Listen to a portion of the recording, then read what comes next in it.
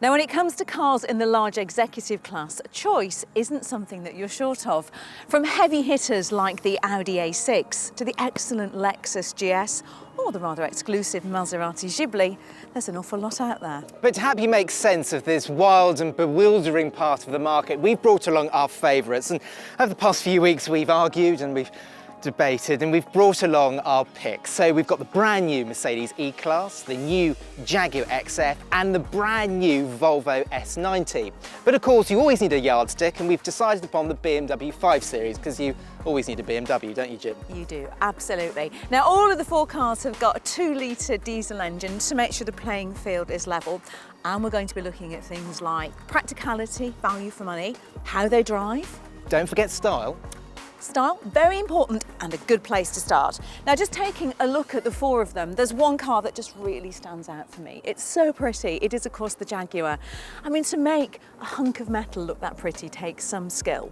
And Ian Callum and his team at Jaguar are very talented. I knew you were going to say that, but let me just say the Volvo S90, because that's brand new and it looks quite traditional, but also quite svelte and really quite modern. I think it's quite a chic looking car. There's definitely something about that grabs me far more than the other two, I'm afraid. I don't think the BMW actually is looking too bad considering its age. No, I see, that's where I disagree with you, because I think time has not been kind to the BMW whatsoever. The E-Class, however, that looks like a mini Mercedes S-Class, and that's not a bad thing, is it? Just doesn't do it for me though. It doesn't rock my boat at all. And isn't that the problem with style? Yes. Everybody's sense of style is very different. What are you trying to say? Should we crack on with the E-Class? Come on. Let's crack on.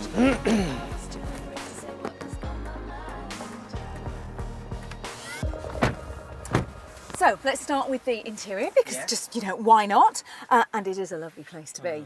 Now, if you thought that the outside looks like a shrunken S-Class, well, in here, it's like an S-Class mini-me. Just look at it.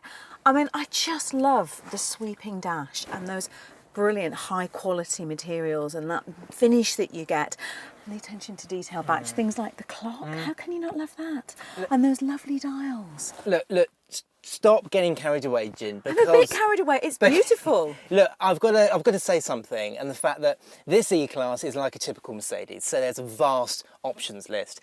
Standard kit is pretty good though. SE cars get leather, ambient lighting with 64 different colours, but this car has over £10,000 worth of options, and they're all options that you want, like those two 12.3-inch screens up there, the Burmester stereo system. It gets pretty expensive, this car. Anyway, what's it like in the back? Well, it's not too bad actually. I mean, I've got a good amount of space, even though we've got this panoramic roof. Headroom's pretty good. Knee room is very good. I mean, it does help when you've got a 5'4" lady in front of you. Every backseat passenger should have me in the driver's seat, shouldn't they? They'd have no problems. Absolutely, and there's a good amount of space. You can just about fit 3. Overall, it's okay. It's pretty good. The E-Class has the biggest boot here and the shape is square. The boot does have a small lip, but the opening is so big that it really isn't a struggle to load large cases in. Under the bonnet there's a couple of 2-litre diesels, a 3-litre diesel and a petrol plug-in hybrid that emits just 49 grams per kilometre of CO2.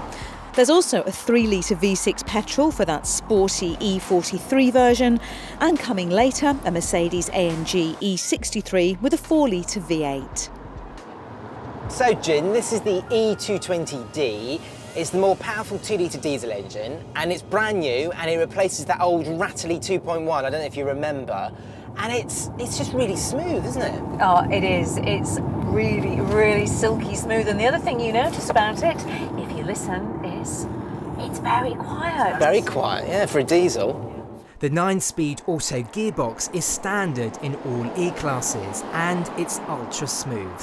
I do have a gripe though. Oh, go on. Claimed mileage, 72 mpg. What do you think we're getting? Wow, it's going to be high 50s, so 58? You'd think, wouldn't you? Yeah. A tad under 43. Look, we've been very, very stop-start because we're filming, and I guess, to be fair, this is going to be a motorway cruiser. Yeah, and it's in that environment where it's going to excel, because if you choose this car with optional air suspension, it rides bumps beautifully, and it's just so comfortable and refined to drive. I think it's fantastic. It is all of those things, and it is, you know, a wonderful piece of engineering, but there is one thing that it's not. Yes. It's not very sporty, is it? No, it definitely isn't, but it is the most comfortable car we've got here. If you want to have fun behind the wheel, then it'll have to be something else. And that something else could be the BMW 5 Series, the class champion for driver involvements. Come on, so let's go for a drive. Here you go, madame. Ah, such a gentleman as always, Batch. Okay. Just get in, belt up. Right then, Batch, what do we think? Well, it's starting to feel a little bit old in here, isn't it? Well, that's because it is a little bit old. It's been around since what, 2010 Yeah, by my 2010. reckoning? But you know, having said that, everything is just brilliantly laid out. It's incredibly well built. And I still think that BMW's iDrive system is one of the best infotainment systems there is to use whilst you're on the move in the car. It's so intuitive. There's none of that fiddling and faffing about, is there? And it's also pretty well spec'd to standard. You know, you get cruise control, you get these nice leather seats, you get parking sensors, all thrown in.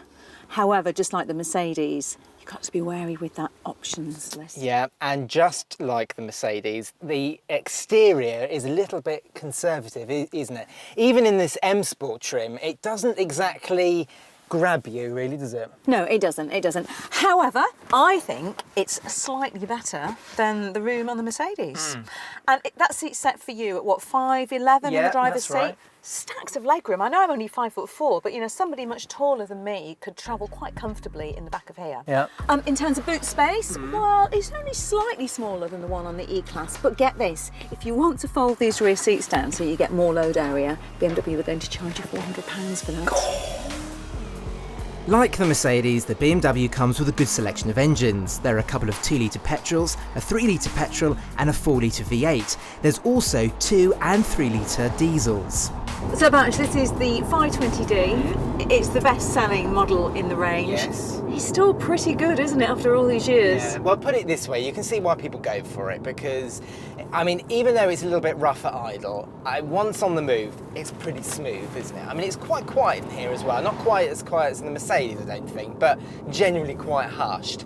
And it's pretty economical too. I mean, claim figures are 62.8, and if I check my computer, well, we're getting 41, which, I mean, it's similar to the Mercedes, isn't it? The type of driving that we've been doing is not representative of what people are going to be doing. But, I mean, overall, it's got an 8-speed automatic gearbox that goes through the gears really, really easily.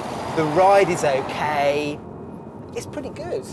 I mean, this car has always been, well, I'd say a Jekyll and Hyde, but actually probably a better description is just a brilliantly capable all-rounder. Yeah. Because it is a fantastic motorway cruiser. Get your foot down in this and you're there before you know it, and you've done it in comfort and ease.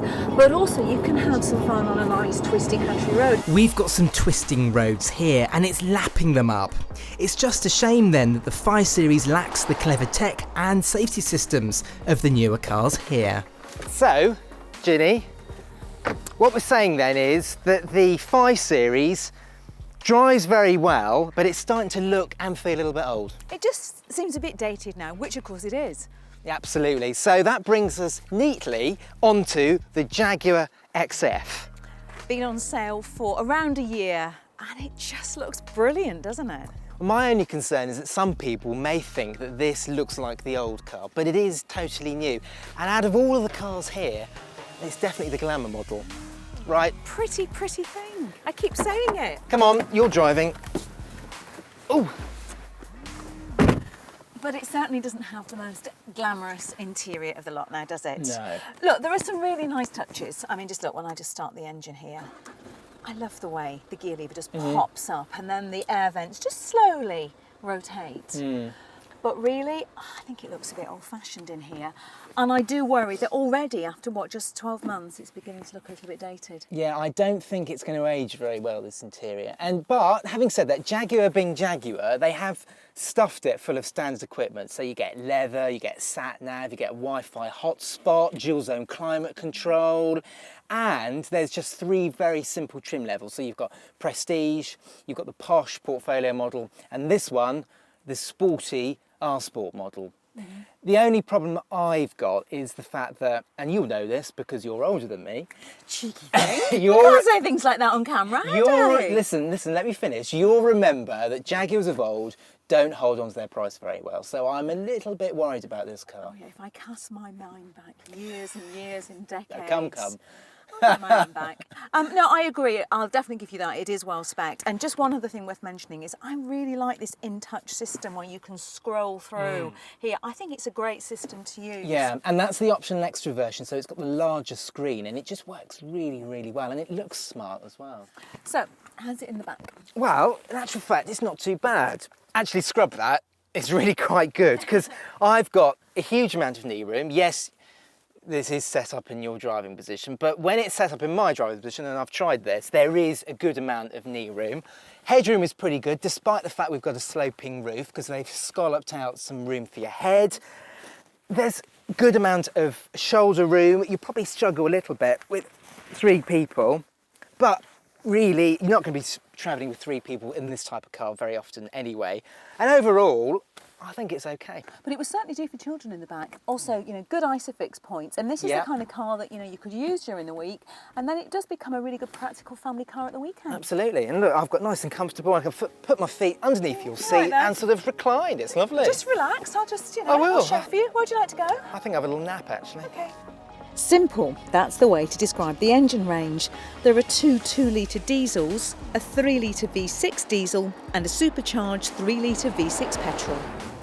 So, Gin, tell me, we've got the lovely 3-litre supercharged V6 petrol, yes? No, of course we haven't, Batch, because do you remember what we said? We're testing out diesels. Oh, boring. Okay, not at all with this car. We've got the higher powered diesel, it's the 2-litre Ingenium engine. It's a cracking engine, it's smooth, it's powerful, it's got a really nice steady flow of power right throughout the range, which I really enjoy. And this 8-speed gearbox is just a cracker, it really slips through the gears easily, effortlessly. And it's quiet too. I mean, when this engine is in the Jaguar XE, you know, the smaller version of this car, it's actually quite noisy, but in here, it's really quite hushed, I find. Yeah, it is. I mean, this is an excellent car on the motorway. But, you know, we've been talking about all-rounders, and that's what this is. It has another trick up its sleeve. It's just how it drives. It's absolutely fantastic on a nice, twisty stretch of country road. You know, I think the XF is on a par with the 5 Series now. That chassis, it just feels great. It's near enough spot on. It's a lot of fun to drive. Yeah. But what's the MPG like though? Good point. I mean, partly to do, of course, with how we're driving these cars here today, but it's not great. The claim figures are 65 miles to the gallon. Yes. We're getting around 38 out of it, but on a par with the others. Yeah. So, we're saying the Jag looks great, it's well made, and it drives really well. So, Ginny, the Volvo S90, how's Madam doing for room in the back? I'm doing fine, thank you for asking, Batch. It's pretty roomy. Plenty of leg, plenty of headroom. I mean, as with all of these cars, this middle passenger isn't going to have much leg room on a long journey thanks to this transmission tunnel, but it's the same on all of them. And again, just like all of them, you've got the fold-down armrest, a couple of cup holders, but it's a really nice, comfortable, relaxing place to be. The boot, a little bit smaller than both the Jag and the Mercedes, but it's a really good square shape, so it's very usable. Yeah, but I'm not really interested in that. That's quite dismissive Sorry, of you, if you don't mind saying. Sorry, but I'm captivated by this interior up here.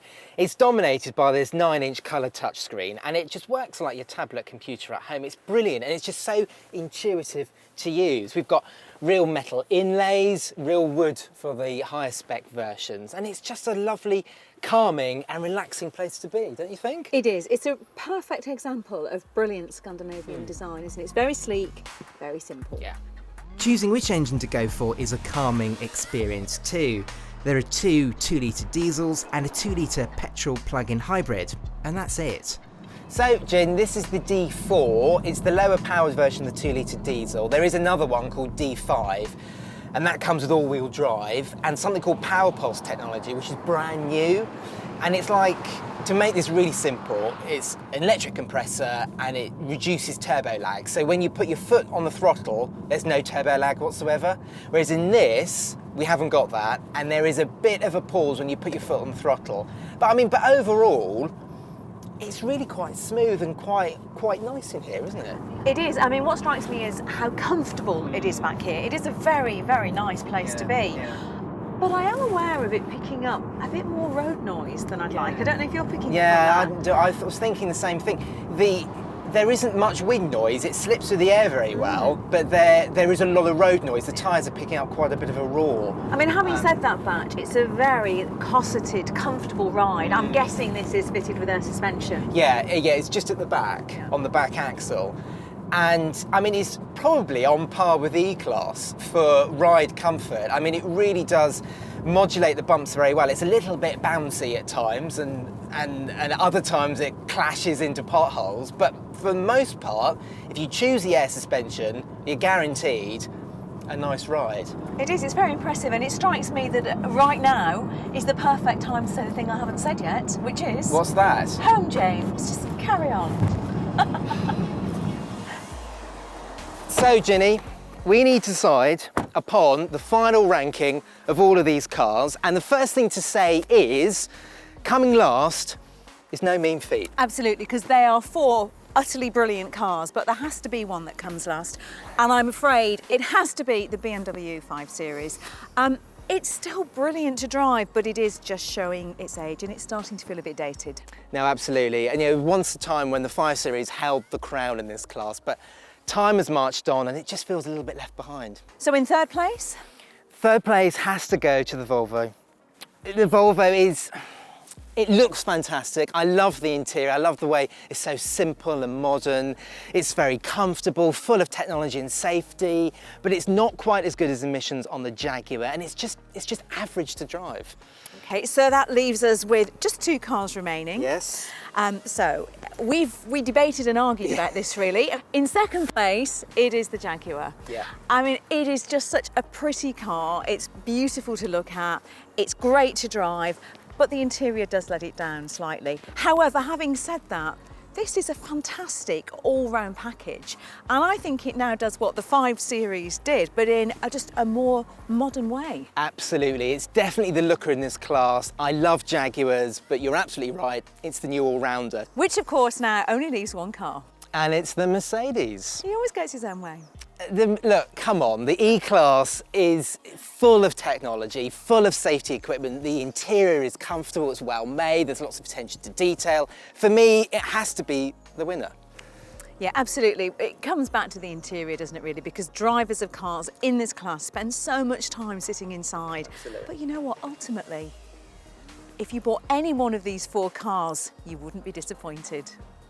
For more in-depth reviews of each of these cars, click the individual video windows. To watch our latest video, click the play icon, and for more videos like this, don't forget to hit subscribe.